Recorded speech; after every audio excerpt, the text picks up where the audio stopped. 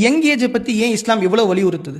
இஸ்லாம் மட்டும் இல்லை, உலகத்தில் எல்லா எல்லா சமூகமும் சரி அல்லது எல்லா மனித இனமும் சரி மிகவும் குறிப்பாக கவனிக்கக்கூடிய பருவம்ங்கிறது இந்த வாலிப பருவம் தான்.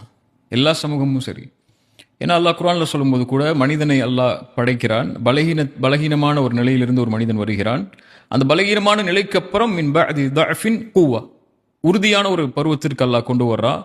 அதுக்கப்புறம் அந்த கூவத்தான் அந்த பருவத்துக்கு அப்புறம் மறுபடியும் பலகீனமான ஒரு பருவத்துக்கு இறைவன் கொண்டு போறான். நரைகள் வருது அப்படின்னு குர்ஆன் சொல்லுது. அதாவது குழந்தை பருவம்ங்கிறது ஒரு பலகீனமான பருவம். அதாவது அவனால எதையுமே செய்ய முடியாத, இன்னொருத்தருடைய உதவியோட தான் அவன் செய்ய முடியுங்கிற ஒரு பருவம் குழந்தை பருவம்.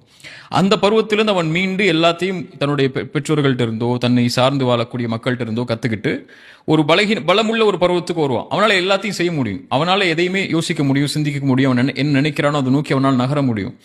அந்த பருவத்துக்கு அப்புறம் அவன் அதை முடிச்சதுக்கு அப்புறம் மறுபடியும் அவன் பலகீனமான ஒரு முதுமையுடைய பருவத்துக்கு போயிடுறான். அதுக்கப்புறம் நரைகள் வருது, அவன் வயதாயிடுறான், மரணம் ஆயிடுறான். இந்த 3 பருவம் தான்: குழந்தை பருவம், வாலிப பருவம், முதுமை பருவம். இந்த 2 பருவத்திலையும், குழந்தை பருவத்திலையும் முதுமை பருவத்திலையும் பலகீனமான மனிதன், அவனால் எதையும் செய்ய முடியாது, யாருடைய துணையோட தான் செய்ய முடியும்.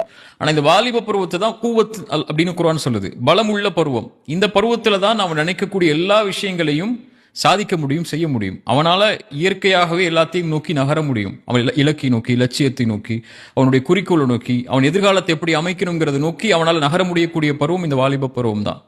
அதெல்லாம் தான் ரசூலுல்லாஹி ஸல்லல்லாஹு அலைஹி வஸல்லம் சொன்னாங்க, 5க்கு முன்னால் 5ஐ தேடிக்கொள்ளுங்கன்னாங்க. 5 விஷயம் வர்றதுக்கு முன்னாடி 5 விஷயத்தை நீங்க வச்சுக்கோங்க. அதுல முதல்ல அல்லாஹ்வுடைய தூதர் ஸல்லல்லாஹு அலைஹி வஸல்லம் சொன்னது, உன் வயோதிகம் உன்னை வந்தடைவதற்கு முன்னால் வாலிபத்தை தேடிக்கொள்னாங்க.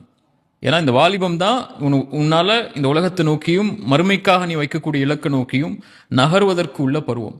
அதனால தான் இஸ்லாமும் சரி மற்ற சமூகமும் சரி இந்த வாலிப பருவத்தை வந்து மிக மிக மிக நேர்த்தியா சரியான முறையில் வழிகாட்டணும்னு நினைக்குது. விவேகானந்தர்னு ஒருத்தர் இருக்கார்ல, அவர் கூட சொல்லக்கூடிய விஷயங்கள் நீங்க கேள்விப்பட்டிருப்பீங்க. 100 வாலிபர்களை இடத்துல கொடுங்க, இந்தியாவை நான் ஒரு உயர்ந்த நாடா ஆக்கி காட்டுறேன்னு சொல்லி. அந்த பருவத்துடைய சக்தியும், அந்த பருவம் இருக்கக்கூடிய மனிதர்கள் ஒன்று சேரும் போது இருக்கக்கூடிய சக்தியும் மிக பலமானது. அதனாலதான் இஸ்லாமும் சரி மற்ற சமூகமும் சரி இந்த பருவத்துக்கு மிக முக்கியத்துவம் கொடுக்குதுன்னு நினைக்கிறேன்.